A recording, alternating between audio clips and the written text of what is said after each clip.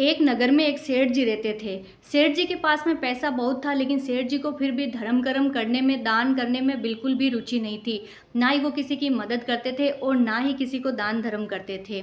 ऐसे ही समय बीतता जा रहा था। एक दिन उनके द्वार पर एक साधु आया और आके बोला कि मुझे भिक्षा दीजिए या मेरी सहायता कीजिए। सेठ जी ने बोला कि मैं तुम्हारी सहायता क्यों करूं, उससे मुझे क्या लाभ होगा। साधु बोला, भूखे को भोजन कराना से परमात्मा खुश होता है। सेठ जी बोला, मुझे नहीं चाहिए परमात्मा की खुशी, मैं नहीं कराता तुम्हें भोजन। साधु ने बोला, ठीक है तो एक बार ऐसे बोल दीजिए, राधे राधे। सेठ जी ने बोला कि मैं क्यों बोलूं राधे राधे। तब साधु ने कहा, आपने बोल दिया है राधे राधे। सेठ जी ने बोला, अच्छा ठीक है, ये अनजाने में मेरे मुंह से निकल गया है, तो बताओ अब मुझे इसका क्या लाभ मिलेगा। साधु बोलता है कि आपको कहीं पर भी कभी भी कोई ये पूछे कि तुमने अपने पूरे जीवन में क्या किया है, तो उसे सिर्फ ये बोल देना कि मैंने एक बार राधे राधे बोला था। इतना बोलकर साधु वहां से चला जाता है। समय बीतता जाता है, सेठ जी की मृत्यु हो जाती है। मृत्यु होने के बाद में सेठ जी यमराज जी के पास में पहुंचते हैं। यमराज जी सेठ जी को पूछते हैं कि बताओ तुमने अपने जीवन काल में क्या क्या किया है। सेठ जी को साधु की बात याद आती है। वह बोलता है कि मैंने एक बार राधे राधे बोला था।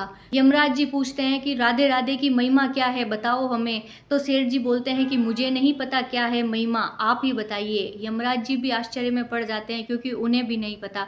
तब यमराज जी बोलते हैं कि चलो देवता गणों के पास में चलते हैं और उन्हें जाकर पूछते हैं कि राधे राधे नाम की क्या महिमा है, उसी के हिसाब से तुम्हारा दंड तय किया जाएगा।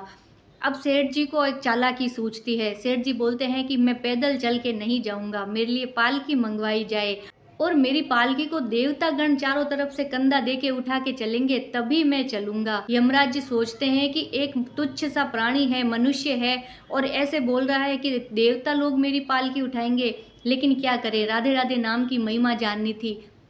यमराज जी ने पालकी मंगवा दी। सेठ जी को उसमें बिठाया जाता है। इंद्रलोक से देवता गणों को बुलाया जाता है और उन्हें भी सारी बात बताई जाती है। देवता गणों को भी राधे राधे नाम की महिमा नहीं पता थी। वे सब बोलते हैं कि चलिए अपन सब ब्रह्मा जी के पास में चलते हैं और उनसे उनकी महिमा पूछते हैं। देवतागण सभी पालकी को उठा के लेके चलते हैं, ब्रह्मा जी के पास में जाते हैं। ब्रह्मा जी सोचते हैं कोई बड़ा ही महान मनुष्य आ रहा है जिसकी पालकी को स्वयं देवता उठा के ला रहे हैं और यमराज जी भी उनके साथ चल के आ रहे हैं। वहां जाकर के सभी ब्रह्मा जी को पूछते हैं कि भगवान हमें राधे राधे नाम की महिमा बताइए। ब्रह्मा जी सोच में पड़ जाते हैं, बोलते हैं राधे राधे नाम की महिमा तो मुझे भी नहीं पता। तो बोलते हैं कि चलिए अपन भगवान शंकर के पास में चलते हैं और उनसे पूछते हैं। सभी देवतागण और ब्रह्मा जी भगवान शंकर के पास में जाते हैं। भगवान शंकर ध्यान में बैठे होते हैं। वहां जाकर के वे उन्हें प्रणाम करते हैं। भगवान शंकर आंखें खोलते हैं। सभी लोग बोलते हैं कि हे प्रभु हमें राधे राधे नाम की महिमा बताइए। शंकर बोलते हैं आपको राधे राधे नाम की महिमा तो भगवान विष्णु ही बता सकते हैं, इसलिए आप सभी लोग वहां पर जाइए। सभी लोग विष्णु लोक की तरफ रवाना होते हैं। भगवान विष्णु के पास जाते हैं। भगवान विष्णु वहां पर लेटे हुए होते हैं। देवतागण पहुंचते हैं, हाथ जोड़ते हैं, प्रणाम करते हैं। भगवान विष्णु मुस्कुराते पूछते हैं आप सबके आने का प्रयोजन क्या है। तब ब्रह्मा जी पूछते हैं कि भगवान हमें राधे राधे नाम की महिमा बताइए, हम सब वही जानने के लिए आए हैं।